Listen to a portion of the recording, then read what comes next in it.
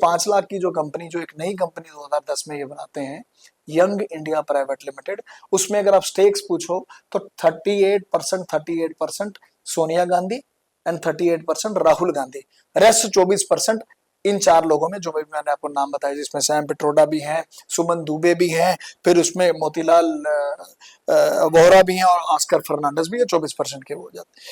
अब young India private limited मात्र 5 लाख की कंपनी, जो कि 2000 करोड़ का मालिकाना हक उन पे आ जाता है, वो 2000 करोड़ के एसेट्स के वारिस बन जाते हैं। तो वो लोग हैं जिन्होंने देश को कमजोरी किया हर एक तरीके से, चाहे आर्थिक तरीके से, चाहे किसी भी तरीके से, ये ब्रेक इन इंडिया पे काम करते हैं। और आज इनका चेहरा सामने है, सबके सामने। आप 25 तारीख को चार्जशीट दायर करी, 25 तारीख को देखना, इन्होंने हंगामा ही मचाया पूरे देश में, क्योंकि सच है और ये सच सबके सामने आज आ चुका है। पूरे भारतवर्ष में इस वक्त नेशनल हेराल्ड केस को लेकर एक सियासत गर्माती नजर आ रही है। नमस्कार, मैं हूं विवेक सूरी और आप देख रहे हैं हिमालयन मेल। और पूरे भारतवर्ष में सियासी पारा लगभग बढ़ता जा रहा है, और ये सियासी पारा इसलिए बढ़ता जा रहा है क्योंकि खासकर एनफोर्समेंट डायरेक्टरेट की तरफ से जो चार्जशीट खासकर राहुल गांधी और सोनिया गांधी पर लगाई गई है, उसको लेकर लगातार पूरे भारतवर्ष में कांग्रेस का प्रोटेस्ट नजर आ रहा है। और लगातार ये आरोप लगाया जा रहा है कि एक पॉलिटिकल वेंडेट, बदले की राजनीति भारतीय जनता पार्टी द्वारा खेली जा रही है। क्या वाकई 1938 में जो नेशनल हेराल्ड की स्थापना जवाहरलाल नेहरू और उनके साथ बाकी फ्रीडम फाइटर्स ने की थी, क्या वाकई वर्तमान में उस पर एक राजनीति खेली जा रही है? इन सब पर बात करने के लिए मेरे साथ जुड़ चुके हैं भारतीय जनता पार्टी के फायरब्रांड नेता, पार्टी के प्रवक्ता और जियोपॉलिटिकल एक्सपर्ट गौरव गुप्ता जी। गौरव जी, स्वागत है। नमस्कार जी। 1938 में नेशनल हेराल्ड की स्थापना जवाहरलाल नेहरू और उनके साथ मुख्तलिफ फ्रीडम फाइटर्स ने की थी, और जो कंपनी बनी थी पब्लिक कंपनी थी। और वर्तमान में आज ये कहा जा रहा है कांग्रेस की तरफ से इस पर एक राजनीति भारतीय जनता पार्टी द्वारा खेली जा रही है। कितना सही? देखिए सूरी साहब, जब राजनीति की बात आ रही है, मुझे लगता है कि सच जो है वो छुपता नहीं है।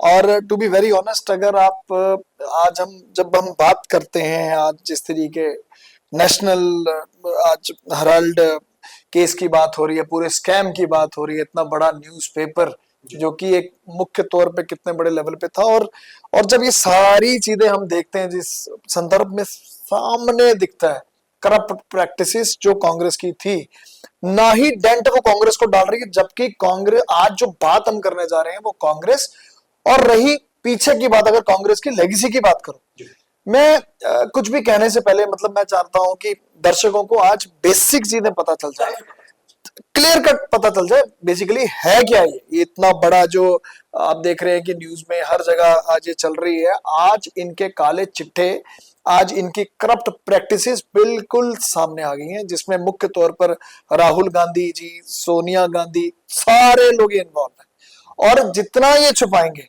और ये चीजें छुपती थोड़ी हैं, क्योंकि सत्य तो वो है जो स्वयं रूप पर सामने एक ना एक दिन तो आता ही आता है। और आज वही हालात है इनके, आज जब इनका ये भांडा फूट चुका है, और इसके बाद अब ये कहीं ना कहीं पर आप देख रहे हैं ईडी ऑफिस के पास जाकर प्रोटेस्ट कर रहे हैं, क्योंकि सच है ना। अब ये अपने आप को कानून से ऊपर समझेंगे, वो कैसे चलेगा? तो टू बी वेरी ऑनेस्ट, अगर हमने थोड़ा पीछे जाना हो, मैं बोल रहा हूँ कि ये जितनी आज जो डेवलपमेंट है, ये कांग्रेस के एक्चुअल में इतिहास से रिलेटेड है। आज मैं शुरुआत करना चाहूंगा एजेएल की। अगर हम बात करें नवंबर 20, 1937, उस समय पंडित जवाहरलाल नेहरू जी उस समय एक बड़े एक्टिव रोल प्ले कर रहे थे, और सारे मानो फ्रीडम फाइटर्स। 20 नवंबर 1937, अब डेट्स को आप अपने ध्यान में रखना, मैं पूरा सीक्वेंस ऑफ इवेंट्स आपको बताऊंगा कैसे यहां तक आज ये स्टेज बन गई। 20 नवंबर 1937 एसोसिएट जर्नल लिमिटेड एक बनाई जाती है, कंपनी बनाई जाती है। मैं आज बिल्कुल साधारण भाषा में बात करूंगा। और उस कंपनी का मुख्य आधार पर एक ही फोकस होता है कि उस समय, क्योंकि पूरे देश में आजादी की मूवमेंट चल रही थी, फ्रीडम फाइटर्स इकट्ठे होकर बोल रहे थे कि हम इस जो एजेएल बना रहे हैं, इसका मुख्य तौर पे यही रहेगा, इसमें हम न्यूज़पेपर निकालेंगे। और उसके तहत ही आज मैं नेशनल हेराल्ड न्यूज़पेपर की बात करूं, जो कि एक इंग्लिश पेपर था, उसके साथ ही फिर नवजीवन हम हिंदी न्यूज़पेपर की बात करें, या हम कौमी आवाज उर्दू का जो पेपर था, आइडिया बड़ा क्लियर था कि हम इसको इसी तरीके निकाल रहे हैं कि आज एक पूरे देश में एक ऐसा माहौल बनाया जाए जहां पर फ्रीडम फाइटर्स और देश की आजादी को लेकर हम हर एक अपना प्रयास करेंगे, और थ्रू मीडिया, ये जो न्यूज़पेपर्स के थ्रू हम पूरा एक नैरेटिव क्रिएट करेंगे कि पूरा फ्रीडम फाइटर जो चाहते हैं और किस तरीके चलेगा। और लखनऊ में अगले साल 1938 9 सितंबर 9 सितंबर 1938 को आपका नेशनल हेराल्ड न्यूज़पेपर का लॉन्च होता है, बड़े स्तर पर लॉन्च होता है। और मानो, और मुख्य तौर पे जब कंपनी बनी, इस कंपनी के अंदर 3 न्यूज़पेपर्स मैंने आपको बताए, ये तीनों आ गए। और जब 1947 में फिर भारत आजाद होता है, पहले हमारे प्रधानमंत्री बनते हैं पंडित जवाहरलाल नेहरू जी, और वो उस समय इसकी चेयरमैनशिप से रिजाइन दे देते हैं और वो कहते हैं कि अब मैं इसके साथ नहीं मतलब एसोसिएट करूंगा, क्योंकि अब मैं प्राइम मिनिस्टर बन चुका हूं। तो मानो ये न्यूज़पेपर एक इतने बड़े स्तर पर जब लॉन्च हुआ, कैसे हुआ, और तथ्यों पे आ रहा हूँ 1947 में, वो फिर इससे पीछे हट जाते हैं और यही सिलसिला चलता रहता है। विवेक जी, आज आप भी इतना बड़ा कार्यकाल यहाँ पर अपना अपना मीडिया हाउस चला रहे हैं, और आप भी जानते हैं कि कोई भी अगर न्यूज़पेपर चलता है तो न्यूज़पेपर चलने के लिए आपको ऑफिसेस भी फिर बनाने पड़ते हैं, फिर ऑफिसेस के साथ साथ आपको फिर प्रिंटिंग प्रेस भी चलानी पड़ती है, और मानो फिर ढेरों स्तर पर आपको जमीन भी लेनी पड़ती है जहां पर ऑफिस बनेंगे, या आप उस पर प्रिंटिंग प्रेस चलाएंगे, फिर कहीं कहीं का तमाम जगह से फिर इसमें एम्प्लॉयज भी आप हायर करते हैं, और ये सिलसिला मानो फिर चलता ही रहा। और 2008 आते आते कंपनी को बहुत से लॉसेस हो रहे थे, खासकर मैं नेशनल हेराल्ड न्यूज़पेपर की बात करूं। और 2008 में जैसे ही 2008 आता है तो मानो ये कोलैप्स के उस पे होती है, और फाइनेंशियल स्टेबिलिटी अच्छी नहीं रहती, और ये कंपनी डूब जाती है, और मानो फिर इसका क्लोजर हो जाता है। एजेएल, अब मैं बात कर रहा हूं आपसे नेशनल हेराल्ड न्यूज़पेपर, जो कि एक इंग्लिश पेपर, जिसकी पेरेंटल जो जो कंपनी थी जो उसकी, वो थी एजेएल, एसोसिएट जर्नल लिमिटेड, 2008 में अपने ऑफिस को क्लोज करती है। और जब इतने बड़े कार्यकाल से 1938 से लेकर 2008 में जब ये क्लोजर होता है, तो एक चीज तो क्लियर है कि 1938 में जब ये अपनी स्टार्ट हुई होगी और 2008 तक जहां जहां पर भी इसके ऑफिस रहे होंगे, वेदर लखनऊ में, दिल्ली में, मुंबई में, उस समय जो उन्होंने प्रॉपर्टीज जहां जहां पर इनके ऑफिस खोले थे, अब उसी प्रॉपर्टीज की अगर आप वैल्यू देखो, वो 2000 करोड़ के लगभग, आज के प्रेजेंट टाइम के अकॉर्डिंग वो लगभग 2008 में जब ऑफिस इनके बंद होते हैं, और वो 2008 में 2000 करोड़ की एक प्रॉपर्टीज का एक मतलब मोटे स्तर पर इतना अमाउंट होता है। अच्छा, जब ये कंपनी खुली थी, जब ये खोली गई थी, और बड़ी इंटरेस्टिंग सी बात है, कंपनी एक्ट 25 के अंडर आती थी, और जिसमें क्लियर कट था उस समय जब ये 1937 में जब खोला गया, जब ये पूरा एसोसिएट जर्नल लिमिटेड खोली गई, तो मात्र उसमें 5000 फ्रीडम फाइटर्स भी साथ में थे, जिनके शेयर्स थे में, और उन 5000 फ्रीडम फाइटर्स के शेयर्स थे, और कंपनी एक्ट 25 के अकॉर्डिंग इसको रजिस्टर किया गया था। उसमें क्लियर कट लिखा गया था कि कोई भी इसमें जो अगर प्रॉफिट होगा या कुछ होगा, वो कंपनी की ग्रोथ में ही लगेगा, ना ही कि इंडिविजुअल उसको शेयर होल्डर्स बांटेंगे। जितना इससे प्रॉफिट होगा, कुछ भी होगा, वो कंपनी को फर्दर आगे ग्रोथ में ही उसको हम स्पेंड करेंगे। और वही हुआ, 2008 आते आते बहुत बड़ा एक लॉस से कंपनी निकली, और अल्टीमेटली इसका क्लोजर हुआ नेशनल हेराल्ड न्यूज़पेपर का। जबकि 2016 में अगर आप देखिए, इन्होंने डिजिटल फिर भी अपना शुरू किया, पर तब 2008 में सूरत हाल ये थे कि नुकसान इतना ज्यादा था, इतना नुकसान था कि इनको अपने क्लोजर करने पड़े। पर जगहें जहां जहां पर थी वहां पर थी, और साथ में स्टेक होल्डर्स भी सारा देख ही रहे थे कि इतने बड़े नुकसान से निकला। अब आता है ट्विस्ट। अब आप कुछ प्रमुख तौर पे कुछ वैल्यूज हैं जिनको याद रखो। 2000 करोड़ की प्रॉपर्टी 2008 में, जो प्रॉपर्टी इस शेप में कि जहां पर इन्होंने ऑफिस उस समय लिए थे, कोई प्रिंटिंग प्रेस, कोई ऑफिस चलाने के लिए, या कोई भी लोग इसमें इन्वॉल्व थे, नुकसान इतना ज्यादा था, इतना ज्यादा नुकसान था कि इनसे नहीं सहा गया और क्लोज हुआ। उसी समय कांग्रेस जो एक पार्टी, जो एक पॉलिटिकल पार्टी, एक 90 करोड़ का लोन देती है एजेएल को। यस, इनको इंटरेस्ट फ्री लोन देती है नेशनल हेराल्ड न्यूज़पेपर को, कि आपका जो बहुत बड़ा एक नुकसान हो चुका है, आप उसकी भरपाई करिए, और ये 90 करोड़ का लोन देती है, मानो इंटरेस्ट फ्री लोन, और मुफ्त में ही लोन देती है।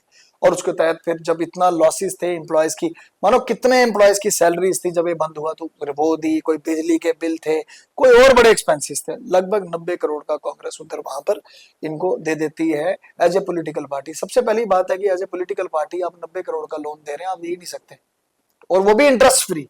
आप किस मतलब बेस पे, आप किस बुनियाद पे आप लोन दे रहे हैं? सबसे पहली बात तो क्वेश्चन मार्क तो उधर ही लग जाते हैं। नंबर सेकंड, याद, ये सिर्फ मेरी स्टेटमेंट्स को याद करते जाइए। 2000 करोड़ का असेट्स बने, नुकसान जब लॉस हुआ तो 90 करोड़ का उस समय, मतलब कांग्रेस अगर आप देखें पिछले 2001 से लेके 2011 का अगर मैं बोलूं, लगभग 2010-11 तक इन्होंने 90 करोड़ का इनको लोन भी दे दिया। बड़ा इंटरेस्टिंग पॉइंट आता है आगे। आगे ठीक 2010 में, नवंबर ठीक 2010 में एक यंग इंडिया प्राइवेट लिमिटेड बन जाती है। देखिए बड़ा खूबसूरत तरीके से बता रहा हूँ, यंग इंडिया प्राइवेट लिमिटेड बनती है और जिसमें उस समय महासचिव राहुल गांधी जी होते हैं और साथ में सोनिया गांधी भी, और फिर साथ में मुख्य तौर पर 5-7 नाम जो मैं बताऊं, सैम पिट्रोडा, देन सुमन दुबे जर्नलिस्ट वो होते हैं, साथ में ऑस्कर फर्नांडिस की जब मैं बात करूं वो भी होते हैं, और साथ में ही इनके मोतीलाल वोहरा भी। और एक कंपनी बनाई जाती है दोबारा, और उस कंपनी का नाम यंग इंडिया प्राइवेट लिमिटेड, और उस कंपनी की वैल्यू मतलब 5 लाख रुपए में वो कंपनी बना देते हैं।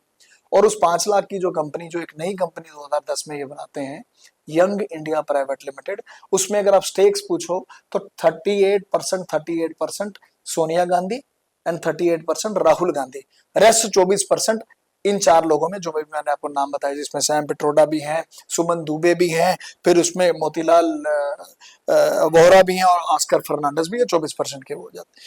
अब बड़ी इंटरेस्टिंग सी बात है कि कांग्रेस जो उस समय 90 करोड़ का इनको लोन जो समझो मुफ्त में दिया होता है इनको, वो लोन भी बाद में माफ कर देती है मात्र, और ऐसी स्टेज पहुंच जाती है वहां पर इनका ऐसा एक अपना एक ये बनाते हैं, कितना बड़ा षड्यंत्र ये क्रिएट करते हैं कि ये जो 90 करोड़ का लोन है, एक तो उसको मतलब मुफ्त में समझो, लगभग 50 लाख रुपए भी बोलो आप, कुछ भी नहीं, मतलब मुफ्त में ही वो दोबारा क्या करते हैं कि चलो कंपनी तो नुकसान में चली गई है, जो मेन कंपनी जो थी एजेएल वो तो चलो खत्म होगी, सब हमने उसके अगेंस्ट ये मुफ्त में लोन भी दे देते हैं, सब कुछ है, वो लोन तो खत्म, मतलब वो तो कंपनी बिल्कुल जीरो आज लॉसेस में खत्म होगी।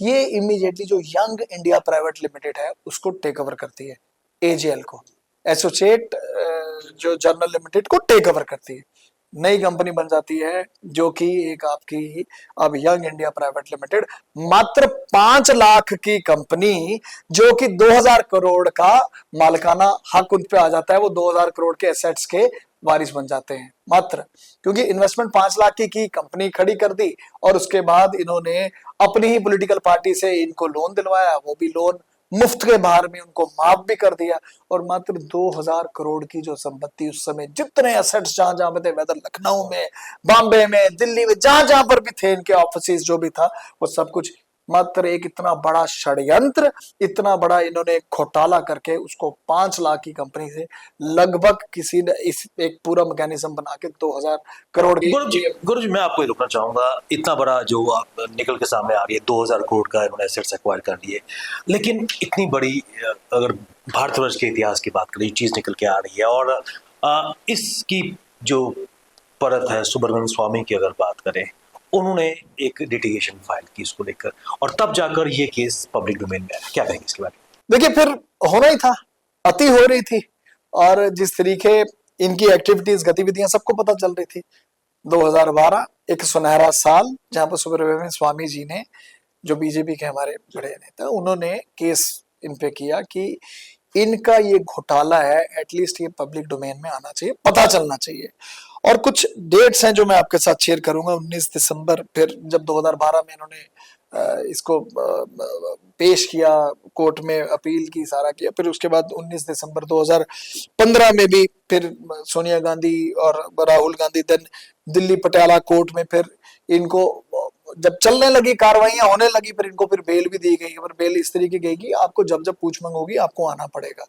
मतलब ये उस पूरा जो घटनाक्रम इन्होंने जो बुना था, जो इन्होंने करप्शन की थी, जो इन्होंने भ्रष्टाचार किया था, अब ये फंसते जा रहे थे। उसके बाद 2016 में सुप्रीम कोर्ट में अगेन आप देखें कि इनको फिर वहां पर डिसमिस किया गया, क्योंकि कांग्रेस अपनी तरफ से पूरा का पूरा जोर लगा रही थी कि हमारे इस पर ये मतलब हमारे उस पर प्रहार किया जा रहा है, पर्सनल रंजिशें निकाली जा रही हैं, पर ऐसा नहीं था।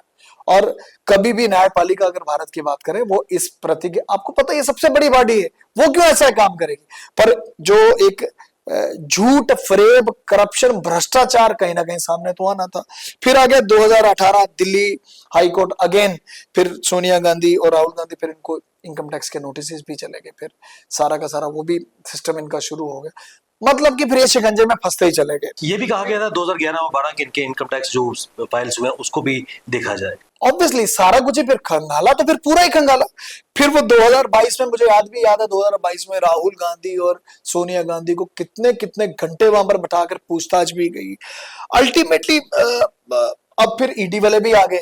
नेचुरली बात है, मनी लॉन्ड्रिंग का केस सामने खुल गया कि किस तरीके इन्होंने मतलब माँ बेटे ने मिलकर 5 लाख का ये दिखाकर अपनी कंपनी फ्रेम करके 2000 करोड़ के अपने पूरे एसेट्स उसके मालिक बन गए। तो आज जनता, आज पूरा देश इनसे सवाल पूछता है कि अब ये भ्रष्टाचार नहीं है, आपकी तो रग रग में भ्रष्टाचार पूरा भरा हुआ है और भरपूर तरीके से। अब अल्टीमेटली फिर ईडी आ गई और ईडी ने फिर चार्जशीट डाली, फिर ईडी ने फिर शुरू भी कर दिया था। मान लो 752 करोड़ के इनके जो असेट थे, फिर वो आस्ता आस्ता अटैच भी होना शुरू हो गए, तो अब ये बच नहीं पाएंगे। और आज तभी पूरे देश में इन्होंने ह्यू एंड क्राई मचाया हुआ कि हमारे ऊपर अत्याचार किया जा रहा है। पर अत्याचार की बेस देखो, वो तो क्लियर है, वो तो हर किसी को पता है इन्होंने क्या किया क्या नहीं किया। तो तभी आज सैम पिट्रोडा, आप देखिए ना, ये सारे लोग इनके साथ इस तरीके, और ये सारे वो तमाम चेहरे हैं जो इनके साथ पूरे इन्वॉल्व थे। और तभी आज बोलते हैं ना कि कांग्रेस अपने वर्चस्व में, एक्चुअल में अगर देखें, पीछे अपने पास्ट में देखें, जो प्रैक्टिस से करते आई, आज जनता से कुछ नहीं छुपा है, सब कुछ सामने है। इनका भ्रष्टाचार कहीं ना कहीं पर आज एक ऐसा निकल के सामने आया जहां पर मैं चाहता हूं आम जनता, एक आम नागरिक को भी पता चलना जरूरी है कि ये कितने बड़े ये कॉन्स्पिरेटर थे और किस तरीके इन्होंने पूरी कॉन्स्पिरेसी की कि मात्र कुछ पैसे देकर अपनी कंपनी बनाई, उसके बाद 2000 करोड़ के एसेट अपने, मतलब देखिए इनकी थिंकिंग, देखिए इनकी। तो ये लोग बोलते हैं कि इन्होंने देश के बारे में सोचना है, ये तो लुटेरे हैं, ये तो करप्ट लोग हैं, ये तो भ्रष्टाचार वाले से भरे हुए लोग हैं, तो ये कैसे सोच सकते हैं। और आज आकर कभी ईडी के बाद, दफ्तरों के बाद अपने प्रदर्शन कर रहे हैं, कभी कहीं कर रहे हैं, बचेंगे नहीं है। इनका दूध का दूध, पानी का पानी, सब कुछ सामने आ रहा है। इनकी जो गई हुई जो इनकी प्रैक्टिसेस हैं आज सामने आ चुकी हैं। तो आज मैंने आपको शुरू में ही बोल दिया, शुरुआत में ही मैंने आपको कह दिया कि सच जो है ना, सत्य सामने आता ही है। और आज स्वयं रूप पर जब सामने आ रहा है तो आप उसको एक्सेप्ट करो। चिल्ला क्यों रहे हैं आप? अपने पूरे नेता सब लगा दिए प्रोटेस्ट में। क्या है, आपकी ये जो चोरी है सामने पकड़ी जा रही है, आपकी करप्शन जो है सामने दिख रही है, तो इसमें अब चिल्लाने से क्या होगा? अब तो न्यायपालिका, ईडी, सब आपको जिस तरीके से, क्या इनकम टैक्स डिपार्टमेंट जिस जिसकी नकेलेगी, आपको तो बिल्कुल एक सूद समेत आपसे पूरा का पूरा एक पूरा हिसाब लिया जाएगा। और जिस तरीके इनकी प्रैक्टिस रही, और देखिए मैंने जब ज्वाइनिंग की ना बीजेपी की, तो आपको याद होगा वो जब मेरी ज्वाइनिंग हुई सितंबर में, मैंने क्लियर कट बोला था कि ये वो लोग हैं जिन्होंने देश को कमजोरी किया हर एक तरीके से, चाहे आर्थिक तरीके से, चाहे किसी भी तरीके से। ये ब्रेक इन इंडिया पे काम करते हैं और आज इनका चेहरा सामने है, सबके सामने। आप 25 तारीख को चार्जशीट दायर करी, 25 तारीख को देखना, इन्होंने हंगामा ही मचाया पूरे देश में, क्योंकि सच है और ये सच सबके सामने आज आ चुका है। कौरव जी, इन सब के बीच एक बेहद ही अहम जो पहलू है इस केस का, जो रियल स्टेक होल्डर्स थे वो आज भी जिक्र कर रहे हैं कि उनके पास के शेयर्स हैं, लेकिन कई उसमें महत्वपूर्ण व्यक्ति भी इसमें शामिल। ऑब्वियसली सामने ही है ना। अब इनकी कॉन्स्पिरेसी में देखो ना, इन्होंने तो खुद तो ये माला माल हो गए एक ही झटके में, और आज कहीं ना कहीं वो सब जो इनके साथ एसोसिएट भी थे आज अपने आप को ठगा हुआ भी महसूस करते हैं। तभी तो मैंने कहा ना कि सूरी जी, इनकी इंटेंशन, इनकी करनी और कथनी में हमेशा फर्क था। और चाहे जो मर्जी बोल दो आप, जितने मर्जी आप चेहरे ले आओ, जॉर्ज सोरोस की बात करो या मैं डोनाल्ड ल्यू की बात करूं या रान उमर की बात करूं, इनके साथ सब जुड़े हुए हैं कहीं ना कहीं पर, इनके साथ ही कहीं ना कहीं पर जुड़े थे। अब राहुल बाबा वो निकालता है पूरे देश जोड़ो यात्रा, वो असली में देश जोड़ो नहीं, देश तोड़ो यात्रा थी, और उसमें साथ में जॉर्ज सोरोस का बेटा इनके साथ चलता है। ये लोगों की मानसिकता ये थी और ये उसी पे काम कर रहे थे, किसी ना किसी तरीके इस देश को तोड़ा जाए, इस देश को कमजोर किया जाए। पर आज सच सामने आ रहा है और हम भी देख रहे हैं कि किस तरीके महकूबी से सब एजेंसियां अपना काम कर रही हैं और इनको एक निर्णायक मोड़ पर इनको लेकर इनको ये सब कुछ फेस करना है, और आज फेस करना भी चाहिए। आज हमारे माननीय प्रधानमंत्री जी के नेतृत्व में जिस तरीके भारत का विकास हुआ है और सबके सामने है, कोई झूठ नहीं है। आप स्कैम्स में डाल दीजिए, आप गूगल में डाल दीजिए, कि political party having maximum scams, Congress सामने आएगी। और ये तो ऐसे हैं कि जिसमें तो सब कुछ सामने है और कोई छुपा हुआ नहीं है। और आप and then again you are doubting the judiciary, you are doubting the so called हमारे ED, then you are doubting income tax विभाग। आप सबको डाउट कर रहे हो बिकॉज आप ही चोर हो, आप ही चोर हो, आपने करप्शन की है। और आज आप एक ऐसा नैरेटिव देश में चला रहे हैं कि जाकर वहां पर प्रोटेस्ट करो। क्या मजाक है। एक आम नागरिक आज जाग चुका है, आज फैक्ट्स एंड फिगर्स पे बात हो रही है और फैक्ट्स एंड फिगर्स सबके सामने है। गौरव जी, आपने अपना कीमती समय निकाला और खासकर नेशनल हेराल्ड और खासकर जो कांग्रेस लगातार बोल रही है कि पॉलिटिकल वेंडेटा है, तस्वीर आपने बिल्कुल डाटा और जो ऐतिहासिक फैक्ट्स है उसके साथ आपने बिल्कुल क्लियर की। और इसमें कोई दो राय नहीं है कि जो चीज़ें सामने आएंगी उस पर हमारी जो न्यूट्रल एजेंसीज हैं, चाहे ईडी की जिक्र की, माननीय सुप्रीम कोर्ट की अगर बात करें, वो निष्पक्ष तरीके से इस पे काम कर रही हैं। और जो तस्वीर है, चाहे हम घोटाले की बात करें या फिर अनड्यू प्रैक्टिसेस का इसमें प्रयास किया गया है, वो जनता के सामने आएगा और आज जनता भी जाग चुकी है। आपका बहुत बहुत धन्यवाद हमारे साथ इस कार्यक्रम में आए। Thank you. ये थे जाने माने geopolitical expert, Bharatiya Janata party के वरिष्ठ नेता, पार्टी के स्पोक्स पर्सन, जिन्होंने खासकर नेशनल हेराल्ड और एसोसिएटेड जर्नल लिमिटेड पर बात की और किस प्रकार कांग्रेस लोगों का ध्यान भटकाने के लिए इस तरह के प्रोटेस्ट कर रही है, इनका यह कहना है। बने रहिए आप हमारे साथ, हमें दीजिए इजाजत। नमस्कार।